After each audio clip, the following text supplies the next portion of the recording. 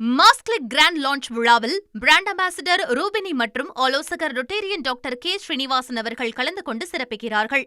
Communist கட்சி தரப்பிலிருந்து, Marxist communist கட்சியில தரப்பிலிருந்து தமிழக அரசை முதல்வரை நோக்கின ஒரு முக்கியமான ஒரு கேள்வி, நாங்க வேணுமா அதிகாரிகள் வேணுமா அப்படின்ற ஒரு கேள்வி தற்பொழுது முன்வைக்கப்பட்டிருக்கிறது. தொடர்ந்து விவாத பொருளாக மாறி இருக்கக்கூடிய இந்த விவகாரம் தொடர்பான முக்கிய செய்தியை பார்த்துட்டு இருக்கோம். தொடர்ந்து நம்மிடையே அரசியல் விமர்சகர் சி.கே. மதிவாணன் அவர்கள் இணைப்பில் இணைகிறார். வணக்கம் திரு மதிவாணன், இணைப்பில் இருந்தமைக்கு மிக்க நன்றி. ஒரு குரூஷலான ஒரு மொமெண்ட்னே சொல்லலாம். ஆட்சி நடந்துட்டு இருக்குது, அந்த ஆட்சிக்கு வெளியிலிருந்து ஆதரவு தரக்கூடிய ஒரு கட்சிக்கு இந்த மாதிரியான ஒரு நெருக்கடியை எப்படி நீங்க தரலாம் அப்படின்றது தான் கம்யூனிஸ்டுகளோட ஒரு பார்வையா இருக்கு. அதிகாரிகள் வேணுமா நாங்க வேணுமான்னு கேட்டிருக்காங்க. இதுக்கு முன்னாடி பேசின ஜீவ சகாப்தமும் இதை சார்ந்த ஒரு கருத்தை பதிவு பண்ணார். உங்களுடைய பார்வை என்ன? சீஃப் மினிஸ்டரோட பிக் எதுவா இருக்கும்? கம்யூனிஸ்ட் கட்சிகளா இல்ல அதிகாரிகளா? உங்களுடைய பார்வை. அனைவருக்கும் வணக்கம். முதல்ல இது ஒரு இவ்வளவு பெரிய சீரியஸான இஷ்யூவாகவே பார்க்க வேண்டிய தேவையில்லை. இது ஒரு ஆர்ப்பாட்டத்துல திரு சண்முகம் அவர்கள் கொஞ்சம் உணர்ச்சி வசப்பட்டு பேசியிருக்காரு. இப்படி ஒரு சாய்ஸ் யாரும் சொல்ல மாட்டாங்க. கம்யூனிஸ்டுகளுக்கு 2 உறுப்பினர்கள் இருக்காங்க, சிபிஐக்கு 2, சிபிஎம்க்கு 2. எங்க 4 பேர் வேணுமா இல்ல அதிகாரிகள் வேணுமா அப்படின்னு கேட்கறதே ஒரு தவறான ஒரு கருத்தா தான் நான் பாக்குறேன். அவங்களுக்கு ஒரு எஜிடேஷன் மூட்ல அவங்க பேசியிருக்காங்க. நியாயம் இருக்குங்க, அவங்க கோவப்படுறதுக்கு நியாயம் இருக்கு. ஏன்னா தலைமை செயலாளர் ஒரு பக்கம், அதே போல இந்த குஜிலியம்பாறை வட்டாட்சியர், அதிகாரிகள் கொஞ்சம் பேரு பாஜகவினுடைய நிலைப்பாட்டை அமுல்படுத்த நினைக்கிறாங்க. இத நிச்சயமாக முதலமைச்சர் கட்டுப்படுத்துவாரு. ஆல்ரெடி இப்ப செய்தியாளர்கிட்ட சொன்னாரு, அந்த குஜிலியம்பாறை அந்த வட்டாட்சியர் மாற்றல் செய்யப்பட்டிருக்கிறார், அவர் மேல ஒழுங்கு நடவடிக்கை எடுக்கப்பட்டிருக்கு. அவர் மாவட்ட ஆட்சியர் கலெக்டருக்கே தெரியாம தான் இந்த கடிதம் எல்லாம் போட்டிருக்காரு. ஆக தலைமை செயலாளரும் தேர்தல் ஆணையம் நியமிச்சவரும் அவர் தொடர்ந்து இருக்கிறாரு, அவரை மாத்தணும் அப்படின்ற மாதிரி தான் கேக்குறாங்க. இது ஆட்சிக்கும் இதுக்கும் சம்மந்தம் இல்லைங்க. சில தவறுகள் அங்க ஒண்ணும் இங்க ஒன்றும் அதிகாரிகள் பண்றதுக்கு தாவேகாவோ முதல்வரோ பொறுப்பேற்க முடியாது. நிச்சயமாக இது குறித்து முதல்வர் தலைமை செயலாளர்கிட்ட கேட்க வேண்டிய அவசியம் இருக்கு, விளக்கம் கேட்கணும். ஏன் நீங்க இந்த மாதிரி எல்லாம் கடிதங்கள் அனுப்புறீங்கன்னு.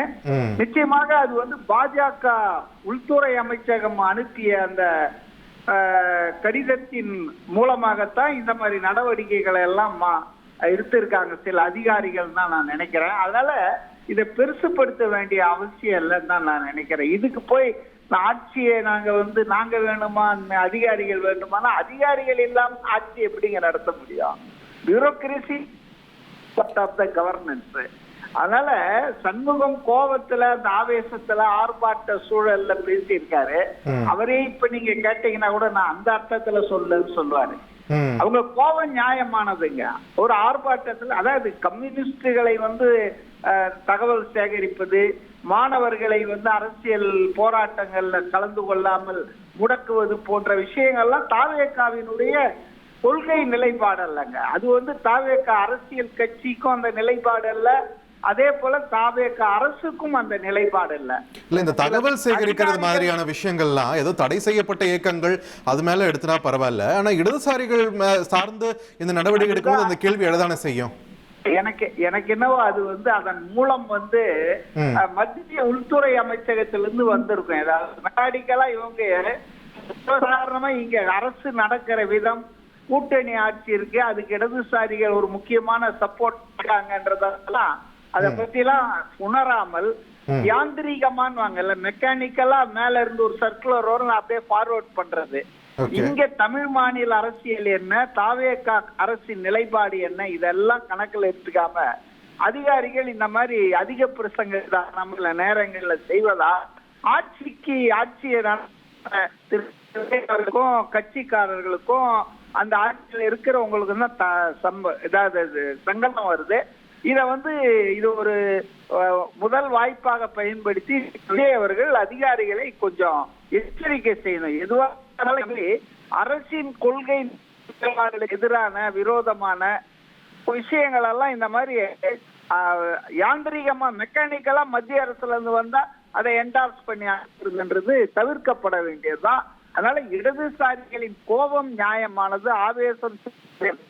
ஆனா அதுக்கு அர்த்தம் என்னன்னா, நாங்களா அதிகாரிகளா சூஸ் பண்ணுங்க, இல்லைன்னா நாங்க விடுவோம், ஆட்சி கவுந்துரும், அந்த மாதிரி எல்லாம் அவங்க நினைக்க மாட்டாங்க. ஏன்னா தொடர்ந்து இடதுசாரிகள் 5 ஆண்டு காலம் எங்களுடைய ஆதரவு இந்த ஆட்சிக்கு உண்டு என்பதை பல நேரம்.